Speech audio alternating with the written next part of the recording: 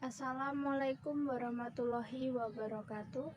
Perkenalkan, nama saya Niar Kusuma Wardeni dari kelas 12 Keperawatan C, nomor absen 20. Di sini saya akan memberikan pendidikan kesehatan tentang penyakit DBD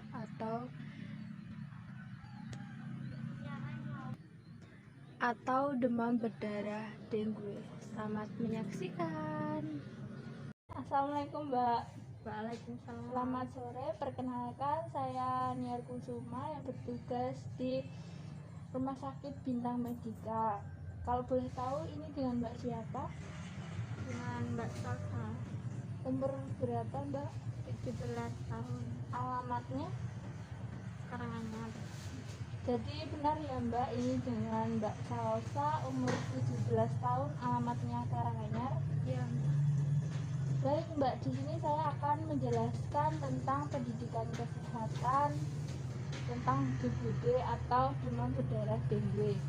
Nah, pengertian dari demam berdarah itu adalah suatu infeksi yang disebabkan oleh virus dengue atau nyamuk Aedes aegypti. Untuk penyebabnya itu disebabkan oleh nyamuk. Nah, bisa dibilang nyamuk berperan sebagai medium pembawa virus dengue tersebut. Selain gigitan nyamuk, demam berdarah dipicu oleh faktor resiko tertentu. Beberapa faktor tersebut diantaranya yang pertama, pernah mengalami infeksi virus dengue sebelumnya, kemudian tinggal atau berpergian ke daerah tropis, dan bayi, anak-anak, orang lanjut usia, dan orang dengan kekebalan tubuh yang lemah. Gejala DBD itu sendiri yang pertama itu bisa demam tinggi 40 derajat Celcius, kemudian mengalami nyeri kepala berat, kemudian nyeri pada sendi dan otot Mbak dan tulang-tulang, kemudian nyeri pada bagian belakang mata, lalu nafsu makan Mbak itu menurun. Nah, kan nafsu makan Mbaknya menurun, jadi itu kan Mbaknya itu kan nggak dikasih nggak dikasih asupan, jadinya itu mual dan muntah. Kemudian ada pembekakan di kelenjar getah benih. Nah, Mbaknya tahu nggak kelenjarnya itu di mana jika terjadi DBD? Mbak. Enggak. Baik, saya kasih tahu kalau jika Mbak mengalami demam berdarah dengue, itu kelenjarnya bagi wanita sering dijumpai di belakang telinga ya, Mbak ya. Terjadi pembekakan. Kemudian tanda dan gejalanya ada kerusakan pada pembuluh darah dan getah benih. Kemudian perdarahan dari hidung, kemudian perdarahan di hidung, gusi, dan di bawah kulit.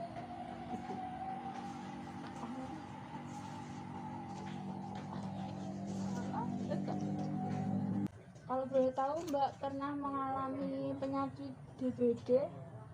Belum, Mbak. Jadi baru pertama kali ini ya, Mbak ya? Iya. Keluarga apa ada yang pernah mengalami DBD, Mbak? Enggak. Oh, baik. Jadi baru pertama kali ini ya? Iya, dulu saya. Oh ya. Nah, untuk pengobatan DBD atau demam berdarah dengue itu hingga kini belum ada pengobatan spesifik ya, Mbak ya. Nah, itu langkah pengobatan dilakukan untuk mengatasi gejala yang muncul serta mencegah infeksi virus. Kemudian langkah pengobatan dilakukan untuk mengatasi gejala yang muncul serta mencegah infeksi virus semakin parah. Nah, berikut ini ada beberapa upaya yang dapat dilakukan.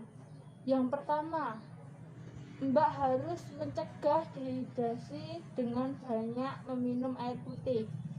Kemudian yang kedua, mencukupi waktu istirahat Mbak. Jika Mbak semisal ya, Mbak itu tidurnya jam 9 malam. Nah, Mbak itu harus tidur sebelum jam 9. Kemudian yang ketiga, konsumsi obat penurun panas yang relatif aman dan dianjurkan dokter. Yang terakhir itu Mbak harus menghindari konsumsi obat-obatan pereda nyeri. Nah, hal ini dikarenakan obat-obatan tersebut dapat menimbulkan komplikasi perdarahan. Pantau frekuensi buang air kecil maupun buang air besar. Jadi Mbak harus memantau jumlah urinnya yang keluar itu. Gitu. Nah, di sini saya akan menjelaskan tentang pencegahan DBD. Itu terdapat berbagai upaya yang dapat dilakukan untuk mencegah demam berdarah, yaitu anak usia 9 sampai 16 tahun seharusnya divaksinasi dengue sebanyak 3 kali dengan jarak 6 bulan. Kemudian memberantas sarang nyamuk yang dilakukan dalam 2 kali pengasapan dengan jarak 1 minggu. Yang ketiga, menguras tempat penampungan air seperti bak mandi, kemudian minimal setiap minggunya. Kemudian menutup rapat tempat penampungan air. Melakukan daur ulang barang berpotensi menjadi tempat perkembangbiakan nyamuk Aedes aegypti. Kemudian mengatur cahaya yang cukup di dalam rumah, memasang kawat anti nyamuk di ventilasi rumah, kemudian menaburkan bubuk atau obat pada penampungan air yang sulit dikuras, kemudian menggunakan kelambu saat tidur, menanam tumbuhan pengusir nyamuk, hindari kebiasaan menggantung pakaian, menghindari wilayah daerah yang rentan terjadi infeksi, mengenakan pakaian yang longgar dan panjang. Jadi mbaknya harus kalau setiap tidur itu memakai pakaian yang panjang agar tidak tergigit oleh nyamuk Aedes aegypti. Kemudian menggunakan krim anti nyamuk seperti menggunakan autan kayak gitu ya. Gimana Mbak? Ada yang ditanyakan? Belum, Mbak. Jika belum, saya akan menanyai ya Mbak. Akan bertanya kepada Mbaknya. Pengertian dari DBD atau demam berdarah tadi apa ya Mbak? Infeksi yang disebabkan oleh virus dengue yang dibawa oleh nyamuk Ya baik, Aedes aegypti. baik. Nah, untuk pencegahan DBD atau demam berdarah apa ya Mbak? Yang baru saja saya jelaskan. Bisa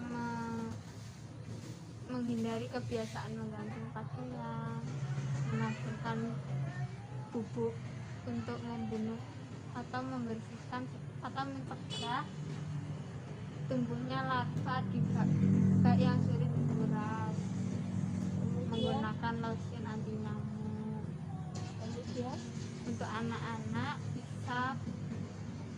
anak-anak bisa melakukan vaksinasi selama 3 kali dengan jarak 6 bulan. sudah itu ya Mbak. Ya. Untuk pengobatannya ini selesai. Untuk pengobatan DBD itu sendiri gimana Mbak? Kalau tadi Untuk pengobatan, menurut yang berjelaskan tadi, belum ada pengobatan spesifik. Jadi yang dilakukan hanya mengurangi gejala-gejala yang ada. ya, baik. kasih. Sekian.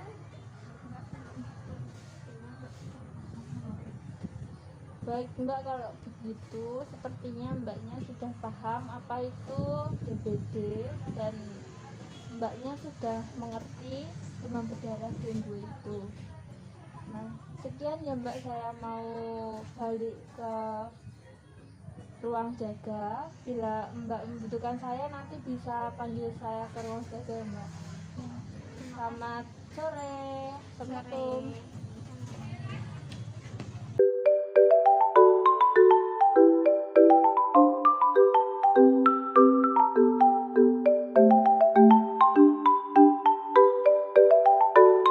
Tindakan 3M. Yang pertama, menguras genangan air.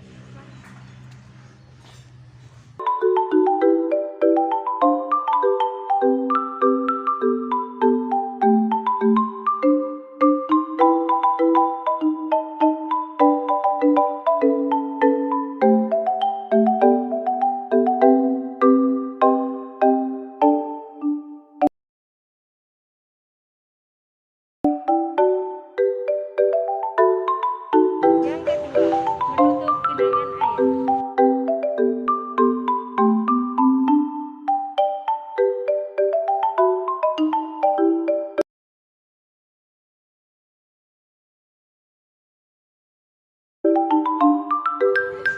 Yang ketiga yaitu mengubur sampah.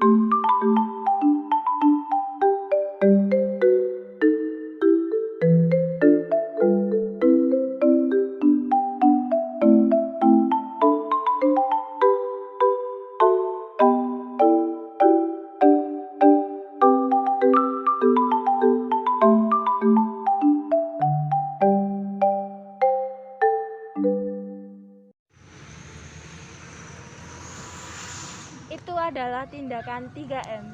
Jadi jangan lupa ya buat kalian terus jaga 3M. Dan jangan lupa untuk mencegah DBD itu seperti apa dan gimana caranya. Pasti kalian sudah tahu contoh dari saya tadi.